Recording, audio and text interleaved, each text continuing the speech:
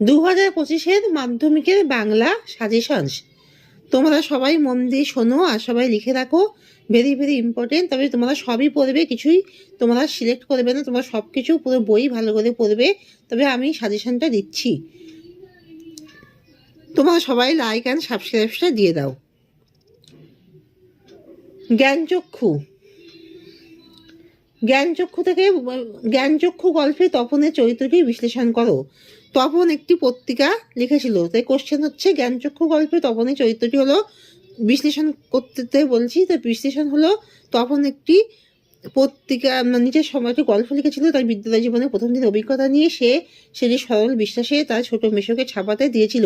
এখানে তপনের চরিত্রটি হলো যে তপন লেখক মনোভাবের মানুষ, সে নিজের একটি গল্প লিখেছে এবং সে সরল বিশ্বাসী ছিল। সে তার ছোট মেশোকে সেটি ছাপাতে দিয়েছিল সরল বিশ্বাসে যে তার গল্পটি ছাপানো হবে। কিন্তু ছোট মেশো যখন ছাপায় তখন তার গল্প কিছুই ছিল না, সেটি সম্পূর্ণ পরিবর্তিত হয়ে যায়।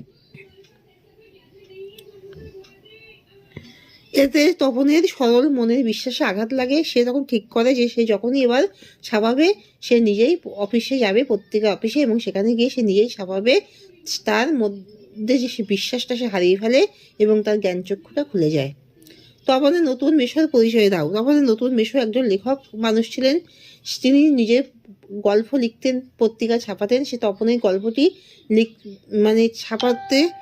ছাপাবে সেটা বলেছিল, কিন্তু সে পুরো গল্পটাই পরিবর্তিত করে দেয়। অর্থাৎ তপনের গল্পটি যে তার মনের মতো হয়নি সেটি বলার মতন সাহস তার ছিল না। শ্বশুর বাড়িতে সে তাদের মনোরঞ্জন করতে চেয়েছিল, তাই এখানে সে সোজাসুজিভাবে কিছুই বলছে না। সে বলেছে সে ছাপিয়ে দেবে, কিন্তু সেটি পুরো পরিবর্তিত করে দিয়ে সে তপনের সরল বিশ্বাসে আঘাত দিয়ে তার বিশ্বাসঘাতকতার পরিচয় পাওয়া যায়।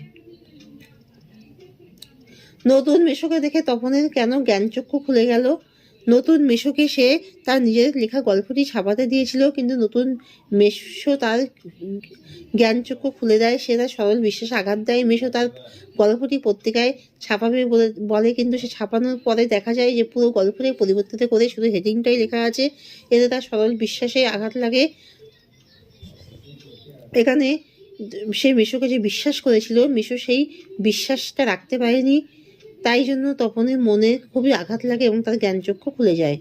কোন ঘটনায় তপনের জ্ঞানচক্ষু খুলে গেল? তপন তার নিজের লেখা মেশোকে তার গল্পটি ছাপাতে দেয়, কিন্তু মেশো যখন তার গল্পটি পুরোটাই পরিবর্তিত করে দিয়ে তার নিজের মনের মতন করে সেটা ছাপায় এবং পুরো গল্পটা পরিবর্তিত শুধু